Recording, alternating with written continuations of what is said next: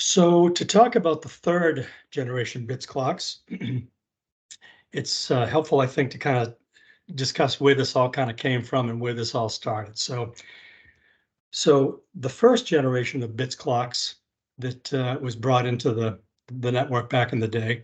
First of all, bits clock, building integrated timing supply is what the acronym is. Lots of names for these things, right? Clocks, bits, TSG, timing signal generators, all kind of the same thing. It's the idea, the concept was that all the networks in a central office would be referenced by the same stratum 1 traceable reference. The stratum 1 traceable is a highly accurate, very stable reference that if you tie all your digital network elements to that reference, everyone is transmitting and receiving at the same nominal rate. And that's how you achieve network synchronization. That's kind of the goal of this whole thing. And in an ideal world, all NEs, all network elements in an office, and in fact, across the country, across the globe, are traceable to stratum 1. So it's important that if you've got offices in Manhattan and they're connected via fiber to central offices in New Jersey, everybody's got to be stratum 1 traceable, because if they aren't, if the New Jersey sites are not stratum 1 traceable, now your digital bit streams are not operating at the same nominal rate. So that's again kind of the key here. So the first gen bits clocks were primarily hardware based. Optioning was done via dip switches. So you'd break out a little, your pencil or your pen, and you would throw dip switches to option B8ZS and framing formats and all that kind of thing. The alarming was pretty basic. You had these discrete alarms, these contact closure alarms. You would get a minor, a major, or a critical. That's what you got. There was a major alarm. Didn't know what it was. You'd dispatch somebody there, and they'd check it out and see what was going on. So this notion of a bits clock, why do we deploy them? The communications network was evolving from frequency division multiplexing to time division multiplexing. And the systems that you still see in many cases today, when they were evolving, back in the 70s, 80s, and 90s, digital cross-connect systems, the old 3-1 DACs, they called them. You would multiplex T1s into T3s, digital carrier systems, digital switching machines, the Western Electric's 5ESS, Northern Telecom's DMS switches. These all needed timing because they were digital interfaces to these systems. The transport systems, SONET was everywhere. SONET and SDH in Europe, SONET here in North America. And SONET, the acronym Synchronous Optical Network. Synchronous is the first word in the acronym. So that's what drove this need to get all the equipment tied to a common reference. And these first gen bits provided frequency-based timing. So it was a DS1, a framed DS1 signal, or a composite clock, a 64 kilobit digital signal. So the next round, the next generation of bits clocks, a big quantum leap, if you will, that came forward was they had improved processing capability. So by that I mean, one big thing was there was an RJ45 connection to the backplane of the shelf usually, and you could plug that into a switch or a router, and you could remotely connect to it via IP. And that was a big thing. Now you could, be in a network operations center somewhere remotely, log in, look at alarms, configure things. You could, do protection switching, you could move active cards around, that kind of thing remotely. That was sort of there was a big sort of drive in the workplace back then to decentralize the workforce. Rather than have a bunch of folks in every building everywhere, you would, centralize that work in a NOC center. You'd monitor and maintain, provision, configure the system remotely. So that was a big thing. And you also get to this point where you're actually getting alarms that were intelligible. It would tell you what the problem was: loss of signals, failed cards. These different issues would come in English, so you could see what you're into. They would report back, typically to a NOC center. So you're not just dealing with minor, major, critical alarms, you've got usable, intelligent information that you can make determinations about. Is this a big deal? Do I need somebody there? What have I got? So also some algorithms were added that enhanced overall system performance. When you lose your stratum 1 inputs to a bits clock, it goes into holdover. So holdover could be improved using these more sophisticated processor-driven systems, but still primarily kind of a hardware-based system. They required specific plugins to do certain jobs. Which brings us to third generation sync systems. And multiple hats. So the idea about that is that these new systems have got to wear multiple hats. They have to do lots and lots of things. It's no longer a device that just generates T1s and composite clocks. Got to do a lot of things. The way I think about it is that it's got to look forward and provide services for the market and its new service requirements. But it's also got to keep an eye in the rearview mirror, right? So, and why is that? Well, all those systems we just talked about are still out there in significant quantities. These SONET systems, digital cross connects, multiplexers, the switches, channel banks, the D4 channel banks, they are being vacated significantly. But what we find is the services that are left behind, the last ones to go, are the most critical. E911, SS7 links. The SS7 links are call processing. That's how calls work through the network. You have to have those links. There's a lot of work to get off those systems because there's signaling transfer points that have got to be upgraded, changed out to make this all kind of work. So there's a lot to this. Point is, a lot of this stuff, while it is being migrated off of, it's going to be out there for a while, and I don't see it going anytime soon.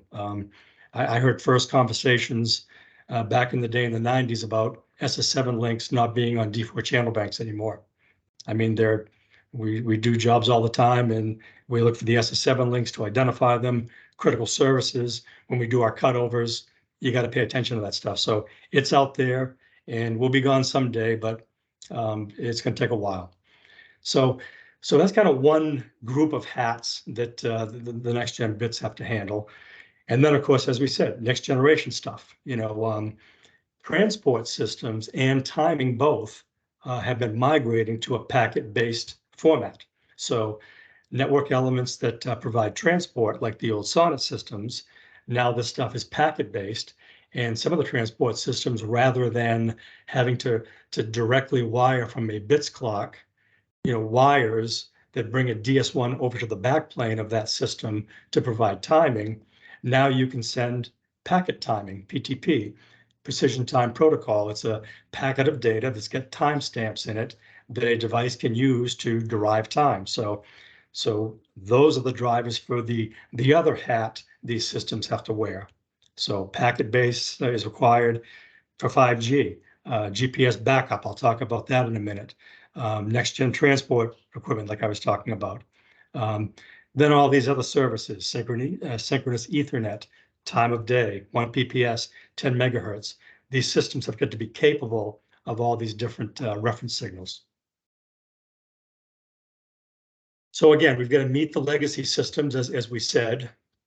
So one thing that it's got to do, and we do a lot of this here at Syncworks, is we go in with these time provider 4100s, this third generation bits, and oftentimes we do have to replace these legacy manufacturer discontinued systems, getting more and more difficult to get parts. Syncworks actually has lots of parts for these legacy systems, but again, some of these systems are 30 plus years old, and they're just they're already beyond their end of life, but they're going to be gone someday, and we've got to have something take its place.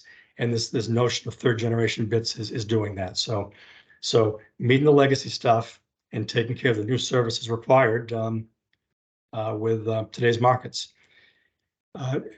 Jim Olson with Microchip is going to do a presentation after me here, but I mentioned this EPRTC and VPRTC in the slide. It stands for Enhanced Primary Reference Time Clock and Virtual primary reference time clock. They kind of go hand in hand. It is a really cool service that addresses GPS vulnerability, which is a really, really big thing. It's really beginning to grab some traction. Syncworks has been talking about this for some years. People understand that all of our eggs are in this GPS basket, and people's heads nod when we talk about it. But as far as any movement on it, it's been hard to sort of get traction going, but it really is not the case. We've been attending seminars across the country. We had a team over in Barcelona, Spain, and we were in Canada a few weeks ago, and we just were down in Florida at another convention, and this conversation is coming up. People are asking about GPS vulnerability and what happens if there's a major outage with it. What do we do? And those two services, that EPRTC, extended primary reference time clock, and virtual, is a very powerful tool. And these 4100s are the heart of that. It's a pretty cool service. So this notion of this this third generation bits, it's interesting. And I'll show you this next slide. It's kind of sums the whole thing up, but we think about it oftentimes in an overlay configuration. So if you have, one of our most common issues that we get involved with our customers is they'll have a legacy telecom solutions, the old DCD LPR GPS receivers. They're decades old. They're failing, to be expected. And so they have to replace that with a new GPS receiver. This 4100 is a great fit for that. We have a retrofit kit. We can reuse a lot of the conduit infrastructure, install a new system, 4100 GPS antenna, get it locked up. It's Stratum 1 traceable. We can take T1s out of it and time your bits clock. So that immediate problem is resolved. But now up on top, this overlay notion on top of this old legacy system, what you've got is this device that can do all the things we just talked about, in addition to just providing a couple of taps to drive your bits clock. That's what the DCD LPRs did. Did it very well for a lot of years, but that's all it did. Antenna, receiver, two T1s out, end of story. This meets that need, but in addition to that, you can use it for, again, 5G deployment. We also have, so you can configure these different ways. A common way that we deploy them oftentimes for a bits replacement is there's an active standby, so you get a one-for-one configuration protection scheme, and you can have, if you're doing bits, you want the kind of the legacy frequency outputs, composite clock and DS1, you can get 40 outputs with these two units. Syncworks also has these expansion modules that you see in this picture. We have in both flavors, composite clock and DS1. So if you have a need where you go more than, say, I need 40 outputs, I need 80 outputs, you can just expand, take taps off the 4100s, drive these panels. These panels take 2 inputs and you get 20 out. So it's a modular solution, and you can upgrade your system and roll off your existing legacy bits clock. So this there's a few things that I just want to kind of touch on here in my summary slide. But so again, with the third gen bits, you get packet services, the Precision Time Protocol, NTP.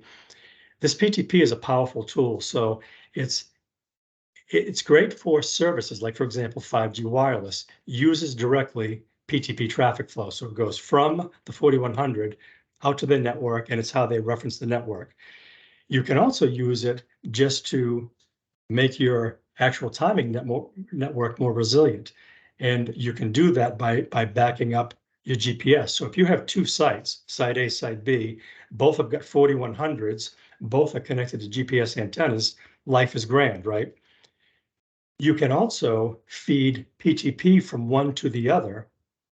And what that buys you is, if the antenna blows off the roof at site B, rather than go into holdover because I no longer have a reference, a Stratum traceable reference, I now have a secondary reference that is PTP traffic flow from site A.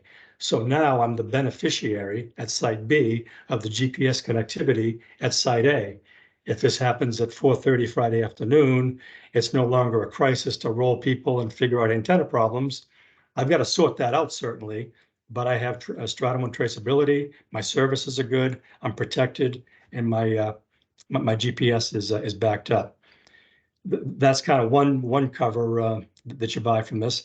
Another deployment that we've used with this is sometimes we will take a time provider 4100 and put it into a location that needs timing that doesn't have access to GPS. One reason might be urban canyons, Philadelphia, New York, the big cities. You get into these areas where you may not have satellite visibility. That's a problem. So what you could do is put a 4100 in. You would configure one of the ports as a PTP client, and you could take PTP timing in from another location, use its antenna as your reference, and now again you've got a timing system that can provide all your timing needs at that location without GPS connectivity. Another thing we bump into with some of our customers is they might be in a big commercial complex and they just rent or lease a room for their equipment. And they don't have the right to get up onto the roof. And if they do, in some cases, you pay for that. If you want to have conduit go up 13 floors and up onto the roof, it can get pretty pricey. So this is a nice solution. This PTP as a reference has been a great solution for us. So it's a lot of flexibility with the services, lots of backup and resiliency. Jim's going to mention this EPRTC and VPRTC, which is a pretty exciting solution that I think you'll like. And then again, it covers the legacy bit services. Eventually, are we going to roll off all that time division multiplexing stuff, the TDMs, the sonnets? Absolutely. But in the meantime, it does need some kind of a reference and meets all those needs. So if you've got any questions on any of this, we'd be happy to talk anytime. And our contact info is there. And we thank you for your time and your attention.